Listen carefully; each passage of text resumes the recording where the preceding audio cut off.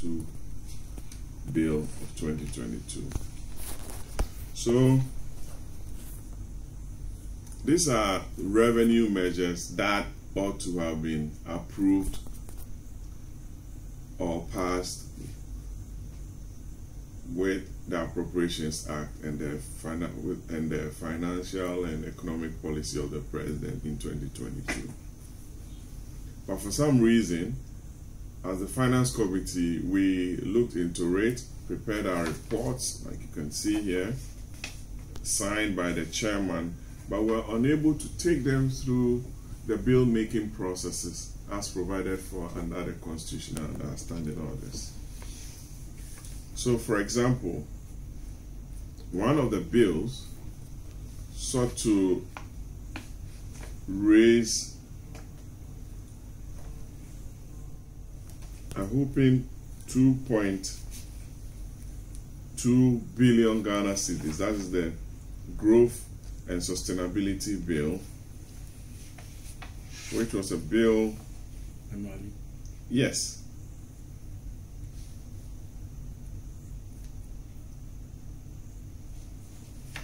aimed at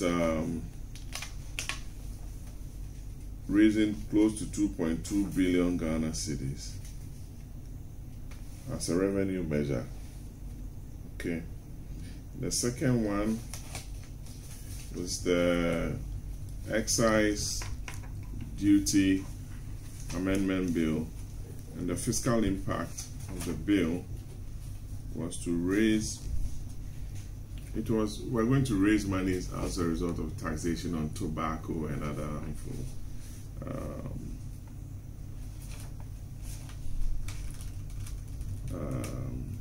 items.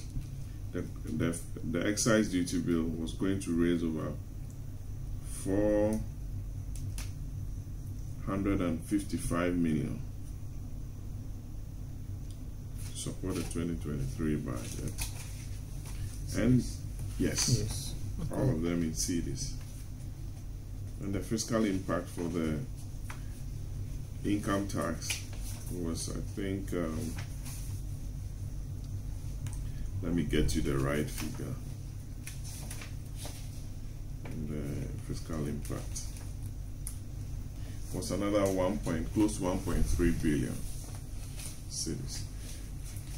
So you recall that the president was asking for consensus building in the passage of these bills.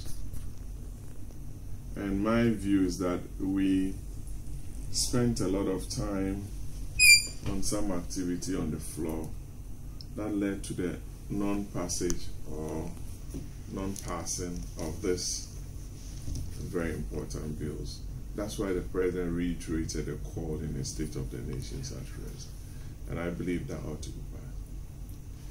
Secondly, I'm asking for this bipartisan approach towards the passage of these bills and revenue measures as provided for in the economic policy of government. One, we've all come to an understanding that we need to reach an IMF program, whether you are in Party A or Party B. So that bipartisan approach. If you look at President Biden's 2023 February 7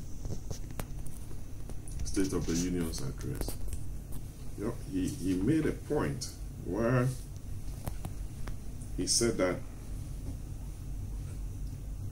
through a bipartisan act, the Americans were able to pass the Chips and Science Act.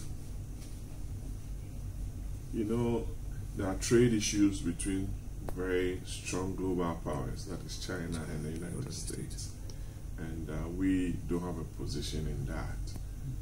And that is for the big powers to talk about. But I'm referring to what he said that the Americans did.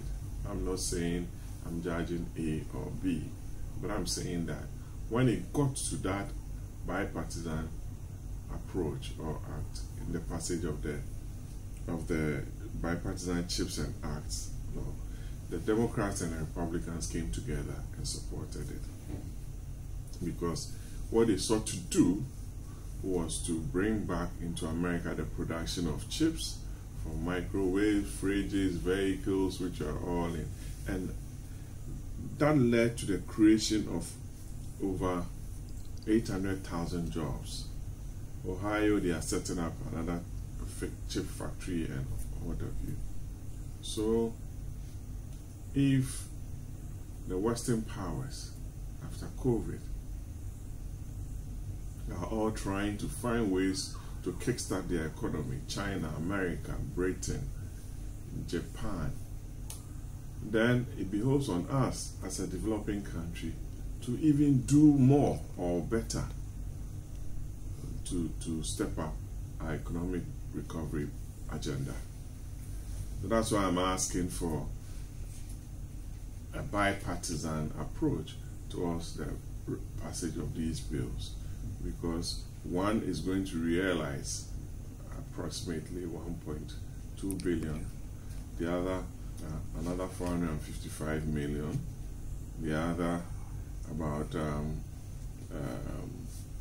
close to 2 billion. Right?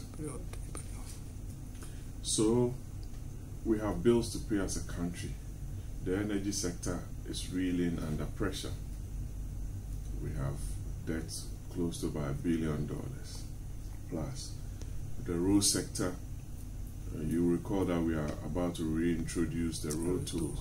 So it tells you that government is mopping up and looking at ways of raising money to service its debts, open up the economy, attract the right investors, relax the pressure on government finances to be able to spur up growth and development.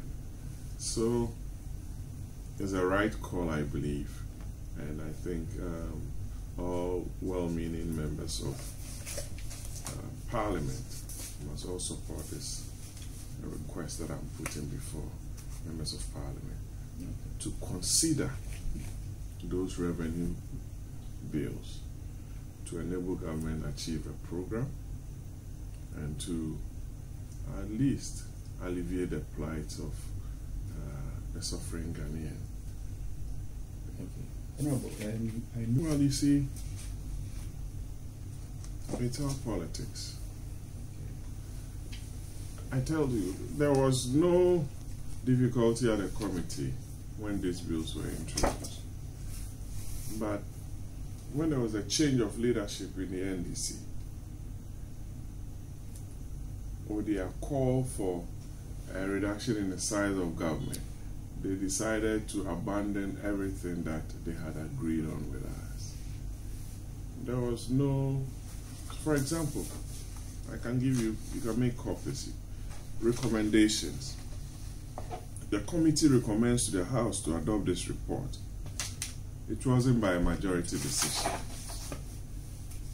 It was by consensus at the committee. Then if you look at the first one I read was the income tax, consensus. Excise duty amendment, recommendation. The committee, in recognition of the urgent need for Ghana to harmonize the excise duties, commends the House to adopt the report and pass the excise duty. If you look at the growth and sustainability bill, recommendation, the committee recommends to the House to pass the growth and sustainability bill into law, subject to amendments proposed. So you realize that even at the committee, there was consensus until we went for Christmas, came back, and suddenly we have new leadership and we're encountering such problems. But I believe leadership ought to engage more. Otherwise, we'll have problems. So, you know, we delayed with the passage of the e-levy. It was watered down and we couldn't realize the revenues that government was looking for. If we don't take care, same will happen to these measures, and we'll come back and be talking about government's inability to raise the needed revenue.